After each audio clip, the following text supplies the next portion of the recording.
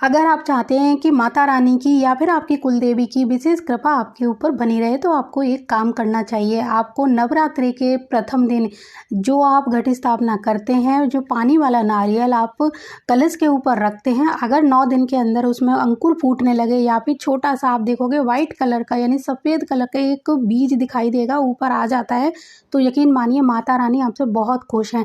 आप उस नारियल को फोड़ना मत, कहीं पर प्रवाहित मत करिए। उस नारियल को आप सच्चे मन से पूजते रहिए यानी उसका पूजन करते रहिए और जो घट स्थापना का जो कलश है उसका जो जल है उसको बदलते रहिए। और जैसे ही वो जो नारियल का अंकुर है वो बड़ा होने लगे, एक पौधे का रूप लेने लगे, पत्तियां निकलने लगे, उसके बाद उसको एक गमले में लगा दीजिए। जैसे जैसे वो प्लांट बड़ा होने लगेगा आपके घर की सारी समस्याएं दूर होने लगेंगी। आजमाया हुआ उपाय है और ये माता रानी का चमत्कार ही है। हर एक किसी के घर पे नारियल का पौधा नहीं उगता है।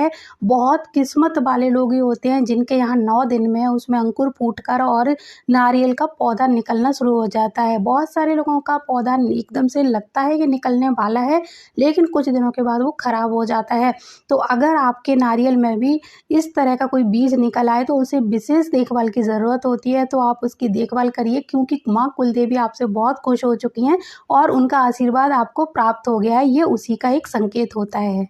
जो लोग नवरात्रों में किसी कारण से घट स्थापना नहीं कर सकते हैं या फिर नहीं कर पा रहे हैं तो वो लोग अष्टमी वाले दिन इस नारियल को लगाएंगे। यानी अष्टमी वाले दिन एक कलश में आप नारियल पानी वाला लाकर और पूरे विधि विधान से उसको लगा दीजिए।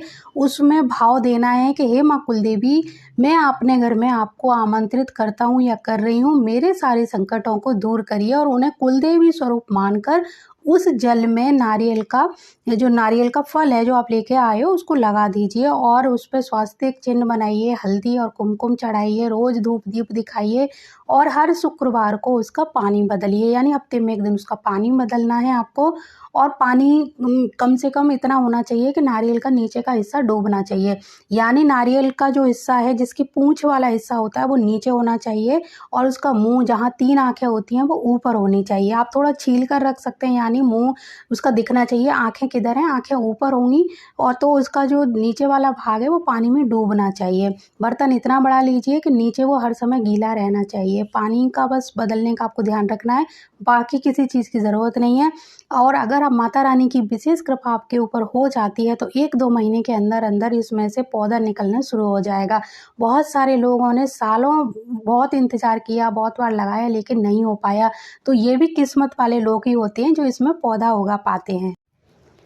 अब किसी कारणवश बहुत सारे लोग ना तो अष्टमी वाले दिन नारियल लगा पा रहे हैं और ना ही प्रतिपदा वाले दिन, तो वो लोग क्या कर सकते हैं, वो लोग किसी भी महीने के शुक्ल पक्ष की अष्टमी के दिन इस नारियल को पानी में लगाएंगे।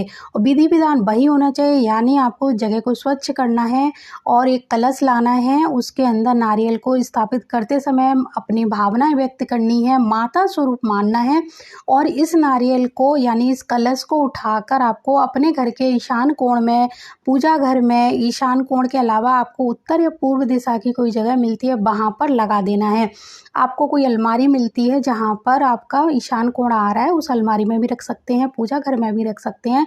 इसके नीचे की शुद्धता पवित्रता का ध्यान रखना है, पानी बदलने का ध्यान रखना है। तो इस नारियल को हम कभी भी लगा सकते हैं, लेकिन कहा जाता है कि नवरात्रों में अगर इसकी स्थापना की जाती है तो क्योंकि देवी शक्तियाँ बहुत तेज़ी से हमारी पृथ्वी की तरफ सक्रिय रहती हैं तो उनका आशीर्वाद बहुत जल्दी हमें प्राप्त होता है।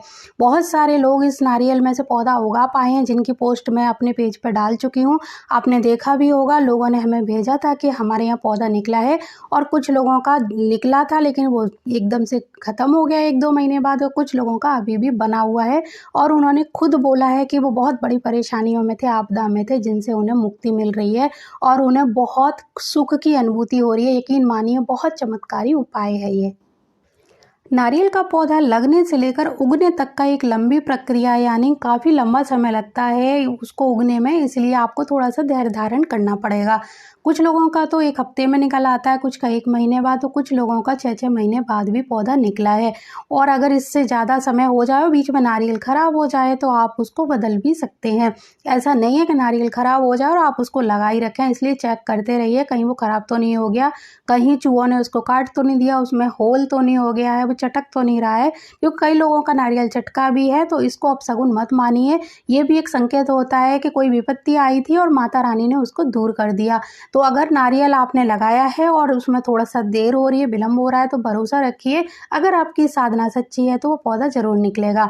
और जब उसमें पौधा निकल आए तो इसको, जब उसमें 2-3 पत्तियाँ दिखने लगें, तब आपको इस नारियल को किसी गमले में लगा देना है। आप बहुत जल्दी मत करिए कि इतना सा पौधा निकला और आप तुरंत इसको गमले में लगाएँ, ऐसा नहीं।